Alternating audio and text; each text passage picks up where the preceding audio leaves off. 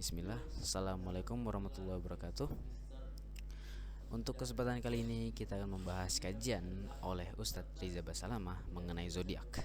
Namun sebelum kita memasuki video tersebut atau menyimpulkan video tersebut, saya ingin menyampaikan beberapa informasi mengenai Ustadz Riza Basalamah. Oke, jadi nama panjang beliau adalah Syafiq Riza Hasan Basalamah. Beliau lahir pada tanggal 15 Desember 1977 dan adalah seorang ustadz salafi, dosen dan penulis yang berasal dari Jember. Ia menjabat sebagai anggota Dewan Fatwa Perhimpunan Al-Irsyad dan ia juga dikenal dari banyak video ceramah-ceramah di medsosnya. Dan beliau adalah lulusan Universitas Madinah dan meraih peningkat cum laude sejak sarjana hingga doktoral. Untuk tema dalam kajian tersebut adalah mengenai zodiak. Mengenai zodiak dan ramalan bintang yang dirangkum untuk memberikan gambaran menyeluruh dalam waktu singkat. 1. Kebohongan di balik rubrik zodiak. Ustadz Syafiq menceritakan kisah nyata seseorang yang dulu bertugas menulis rubrik zodiak di media cetak. Namun kini telah bertaubat. Mantan penulis tersebut mengakui bahwa semua isi ramalan yang ia tulis, mulai keberuntungan hingga hubungan asmara, adalah hasil karangan alias ngawur. Penulis tersebut merasa heran mengapa banyak orang yang percaya, padahal ia tersendiri hanya mencocok-cocokkan kata tanpa dasar apapun.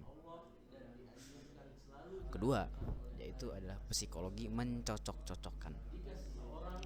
Alasan mengapa ramalan zodiak sering terasa benar bagi pembaca adalah karena sifatnya yang umum, sehingga orang cenderung melakukan pembenaran sendiri.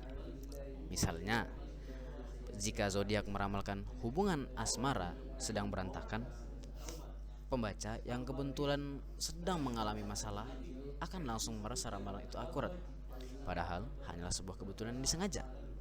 Ketiga, yaitu fenomena global dan kekhawatiran masa depan. Praktik ramalan ini tak hanya ada di Indonesia,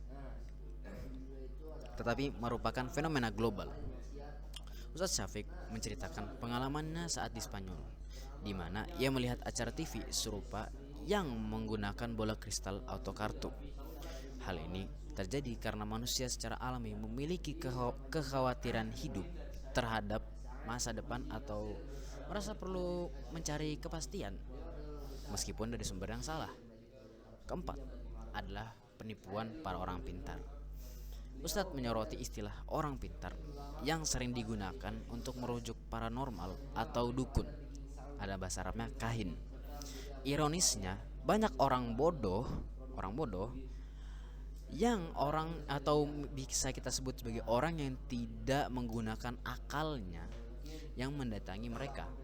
Bahkan tokoh-tokoh besar seperti jenderal pun ada yang datang untuk menanyakan kenaikan pangkat.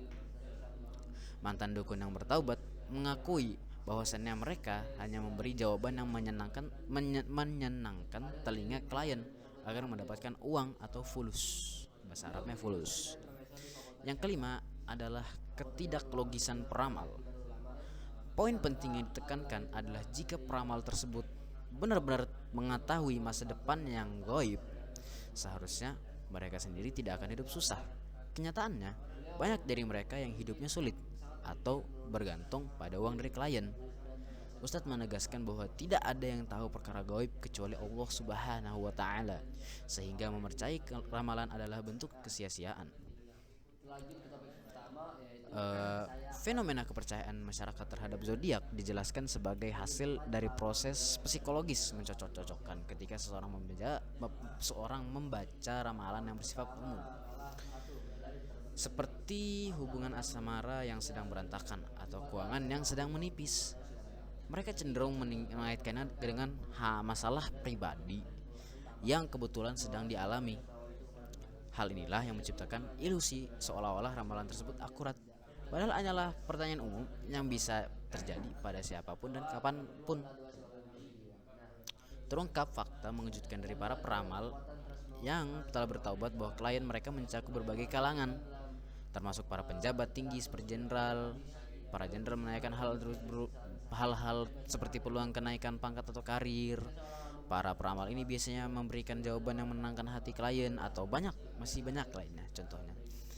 Dan mereka hanya memberikan dan agar mereka mendapatkan imbalan uang atau fulus yang besar tanpa benar-benar memiliki kemampuan yang bisa melihat masa depan.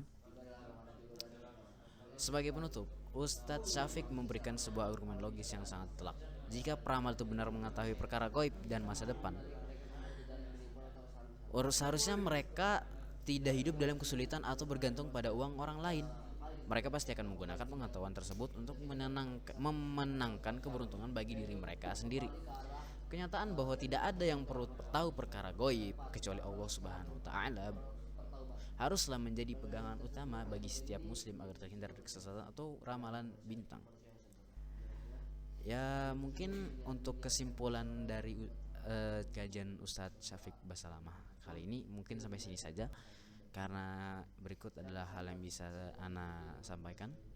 Mungkin jika ada salah mohon dimaafkan. Syukron. Assalamualaikum warahmatullahi wabarakatuh.